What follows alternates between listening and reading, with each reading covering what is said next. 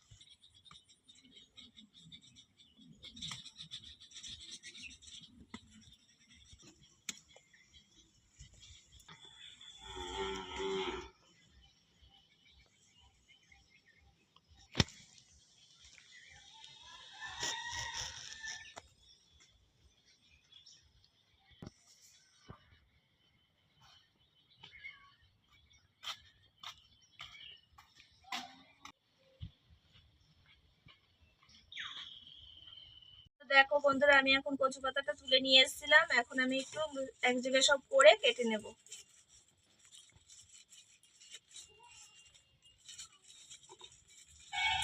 এবার কেটে নিচ্ছি।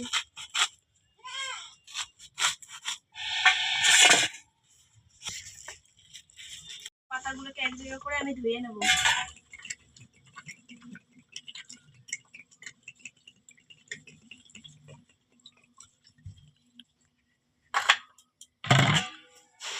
এবার আমি কচলে কচলে ধুয়ে নেব সবগুলোকে।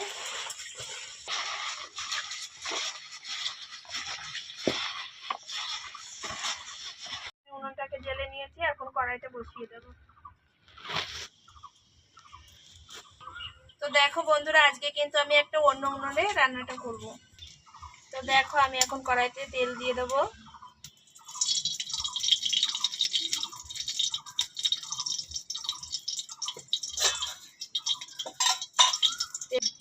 তেলটাকে গরম হতে দেবো। তেলটা গরম হয়ে গেলে আমি দেখো, আমি আগে রসুনটা ছুলে ফাটিয়ে নিয়েছিলাম মাঝখান থেকে। এখন আমি তেলের উপরে দিয়ে দিচ্ছি।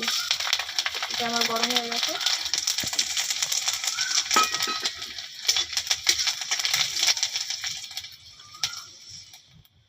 আগে দুটো মাছের মাথা নিয়েছিলাম, টুকরো করা মাথা, সেই দুটোকে ভেজে রেখেছিলাম। এখন তেলের উপরে মাছের মাথাটাকে দিয়ে দিচ্ছি।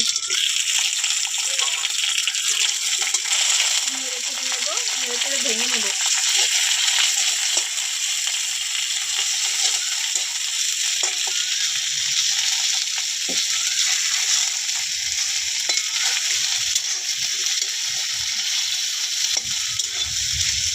দেখো আমি কচু পাতাটাকে ঢেলে দিচ্ছি।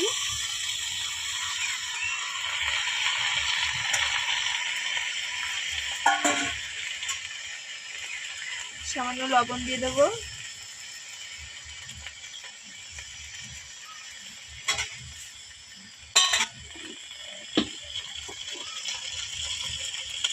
সামান্য হলুদ দিয়ে দেবো।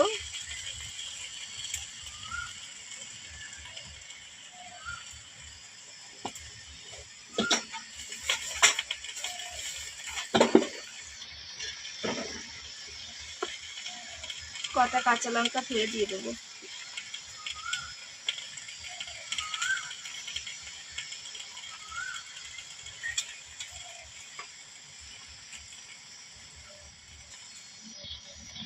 তো দেখো বন্ধুরা, আমি এবার সবকিছু দিয়ে আমি ঢেকে নেব। তো দেখো বন্ধুরা, আমার কচু পাতাটা কিন্তু সেদ্ধ হয়ে গেছে। এবার তোমাদের নেড়ে চেড়ে আমি দেখাচ্ছি। দেখো দেখো, এটা খুব টানবে, কিন্তু পুরো টেনে যাবে রসটা।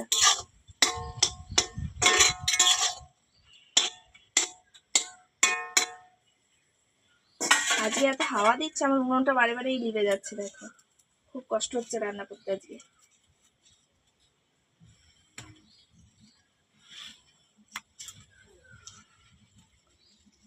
দেখো আমার এখন রসটা টেনে গেছে কচু শাকে। এরকম দুমড়ে দুমড়ে নিচ্ছি।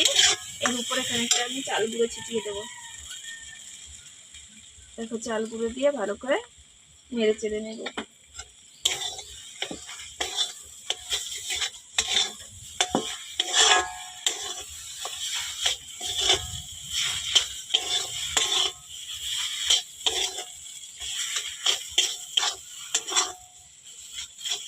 আমার এটা কতটা টেনে গেছে, পুরো নিচে লেগে লেগে গেছে। এবার আমি একটা সামান্য তেল দিয়ে নামিয়ে নেব।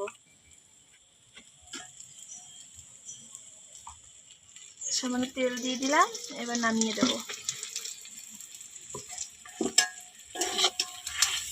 নেড়ে চেড়ে নামাবো একটু।